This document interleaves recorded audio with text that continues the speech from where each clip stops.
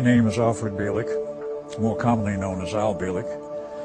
Original family name is Edward Cameron. I have been involved in the Philadelphia Experiment, the Montauk Project, time travel, alien connections of the Montauk Project, and some other projects, all of which have been secret over the years, most of which have never been declassified. I wound up in the 28th century, and this was in a time period of 2749 to 2751 AD. Talk about changes in civilization, society, and everything else. It was drastically changed from what we saw in 2137, as this is now 600 years later. The cities were enormous, the cities were beautiful. They had ground-based cities, much as we have always had them, but they also had something else, floating cities. Floating cities, due to anti-gravity techniques being perfected sufficiently that they could float an entire city, which was perhaps not as large as any of our current cities. It was round, or very nearly round, but it floated on this platform and they could move the city any place they wanted, remaining floating in the air, 4,000 or 5,000 feet above the ground perhaps, or a little less, depending on what they wanted. But the size of the city was vertical rather than horizontal, 2,200 stories high. That's about 2.5 miles. The cities could move anywhere on the planet. Basically, they stayed hovering and floating. If they didn't like a particular location, they moved somewhere else.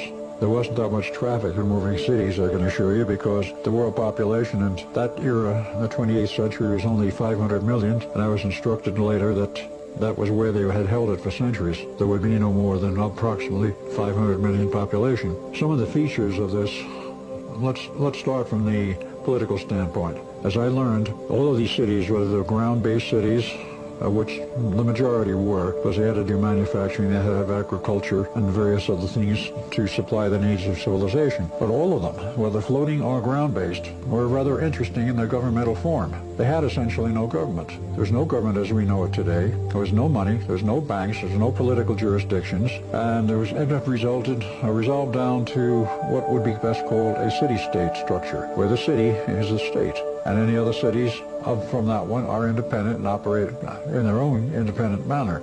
So that was the major change there. There was no elected government, there was no appointed government, there was no government as we had ever seen it in the past. As I found out, each city was run by an intelligent computer, synthetic intelligence, synthetic consciousness, a highly radioactive crystalline structure. Who built them, I had no idea. Nobody seemed to know, but they've been there for hundreds of years.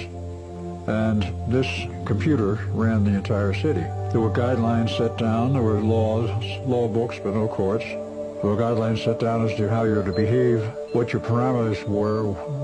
Within these parameters, anything went. Anything was not considered kosher within this realm, this parameter limit, would be expressed as a yellow zone, a zone that you don't want to go into and you don't want to become involved in that type of behavior. If you got out into that area, you were given an invite for a reprimand to the computer, which there was one in every city, running each city. You would literally be called in for shall we say, an interview or an audience with the computer, and you would be advised that you had broken the law, but it wasn't considered a felony, it was a misdemeanor and such. If you were judged guilty, you were sent off to one of the work camps for whatever purpose they did in the work camps. It would be much like today, I presume, where any kind of labor, menial or otherwise, had to be done was done, and that was compulsory, that was not voluntary. If you were called in because you had gone outside the yellow zone into what is called the red zone, which is basically what you would today call a felony offense, you were immediately called in for an interview.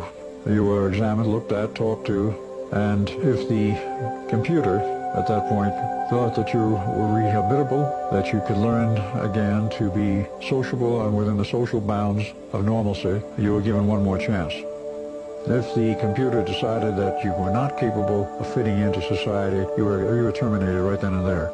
Now, there were other people who didn't feel like they could fit into the society, but had not yet committed any of the so-called offenses.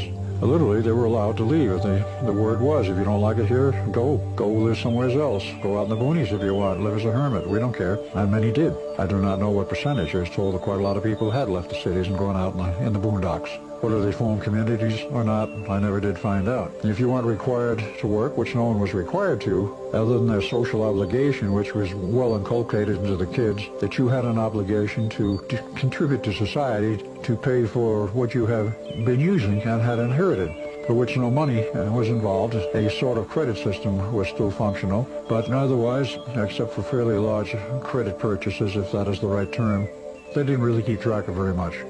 It was considered quite free as long as you were able to make some contributions and nobody overloaded the system with demands.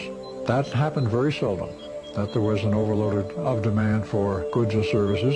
So as a result of that, there was very little abuse of the system.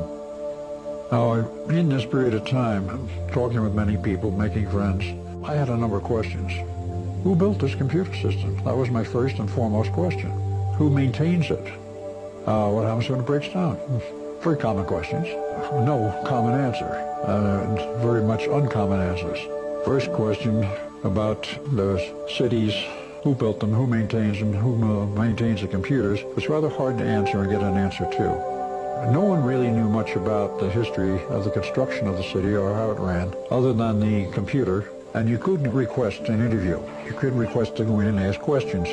The aspect of how these computers communicated with each other was unknown, but it did make, the one I talked with did make a number of interesting statements over a period of time.